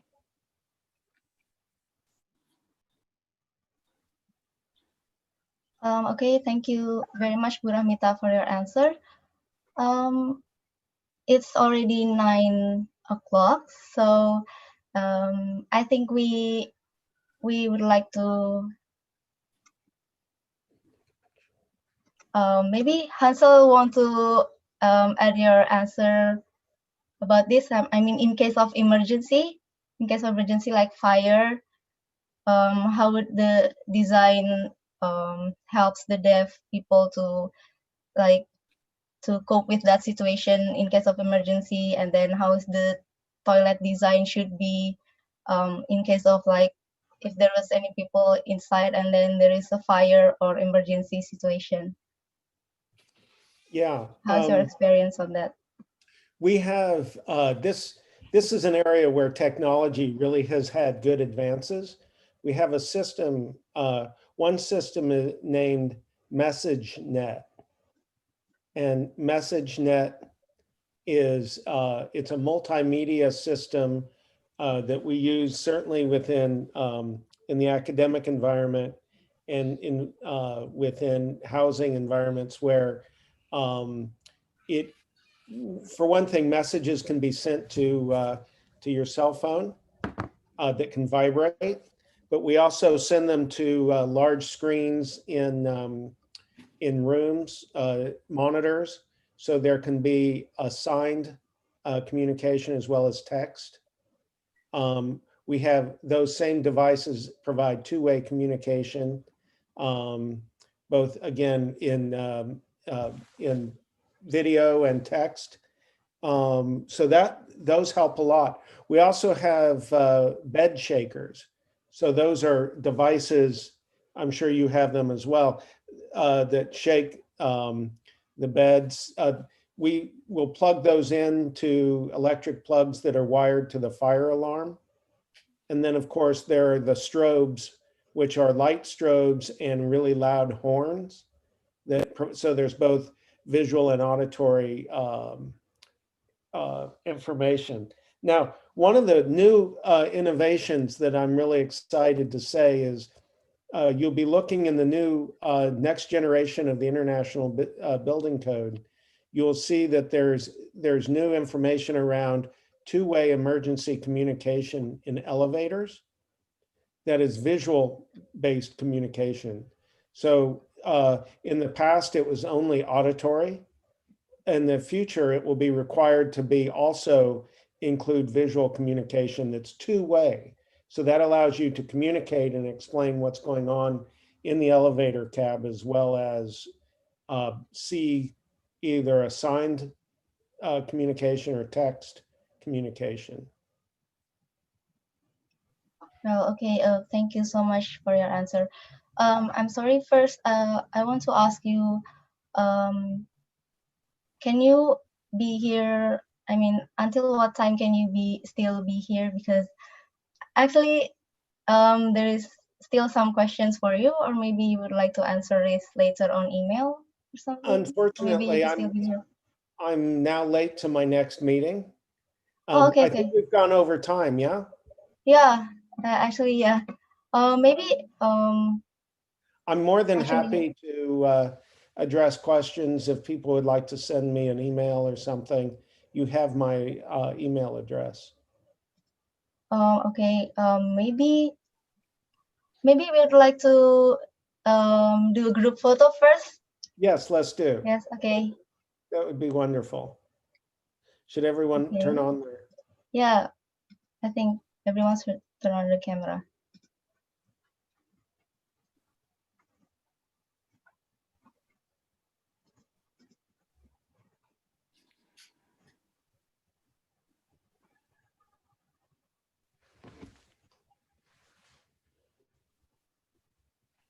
It's so nice to get to actually see everybody. Yeah. Iya, itu siapa? Yang moto siapa yang moto? Aku. Oke, itu. All right. So is everyone here already? I think we have 2 slides. Okay, I will take a picture for the first slide. Okay, wait. 1, 2, 3. Yeah. Okay, and then now the second slide.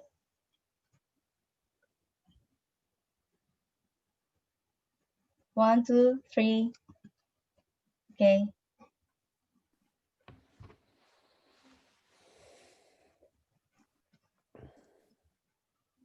Okay, Hansel, thank you. Actually, I'm going to read the conclusion first. Is it okay?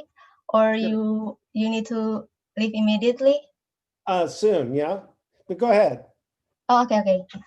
So I think I want to summarize the webinar today from Ibu Rahmita and then to Hansel Baumann.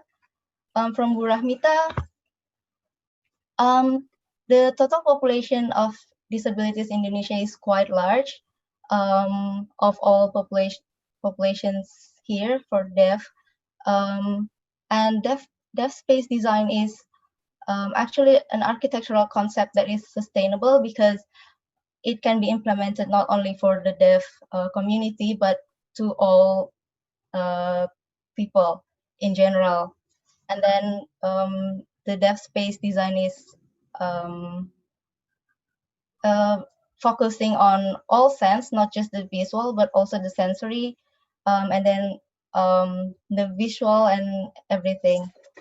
So in Indonesia, we still need a lot more detailed standards, not only visual aesthetics, because with the more specific standards and detailed standards, we can then see what the deaf people really needs, and then we can apply the deaf space design principles in a really good way. And for Hansel, we all know now that building is a part of human identity, and then deaf experience is in our world now, it's actually a very visually centered, but actually because building is about experience, it's not we have to focus not only creating the something visual but also like something empathetical, and deaf space could make us realize that communication is a really important part of a building, so we have to really pay attention to that. And we have to focus on the visual barriers too, because there's this importance of visual connection in the design of space, especially for deaf people. And most of the time the problem is in the design process. So whether we want to implement this in the USA or in Indonesia, I think from the presentation we can see that in every places, in every culture, the problem is in the design process. So how we could, as an architect, could see the needs for the people, and how do we translate what they need to really more adaptable buildings for them and for all of the people too. It's actually, there's a texture, light also, and then apart from the visual. So the texture and the light is also deep within the deaf experience. So I think that's quite the summary. Yes, well done. Yeah. Okay. Thank you so much, Hansel Baumann and Bu Rahmita, and all the panelists. Maybe the questions that are not answered, we will send it to all attendees via email later. Okay. Okay. Sounds great. Buona Bye-bye. happy birthday Architeton. Happy birthday Architeton. Pagkatutet lalu amin. Yeah, we are 25 years old. Thank you so much. Thank you, Bu Rahmita. Thank you, Hansel Baumann. Thank you, everyone who's Bye-bye, been everyone. participating. Thank Bye. you. Thank you. Mati-mati.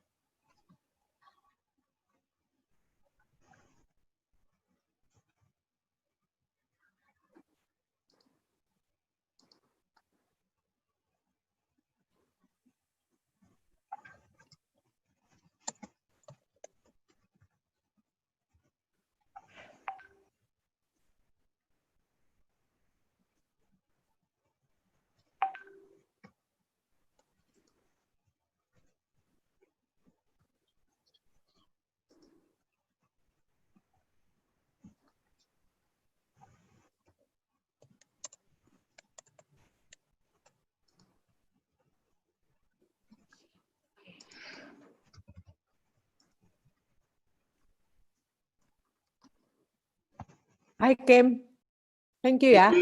Iya, Thank you so keren, much. bagus-bagus, benar-benar membuka wawasan. Thank you so much untuk semuanya. Halo Kimi, apa kabar Kim? Hey, apa kabar Moncu? Lama Jauh-jauh kita loh. nggak ketemu ya. Iya, kabarin kalau kesini lagi ya. Iyalah, pasti.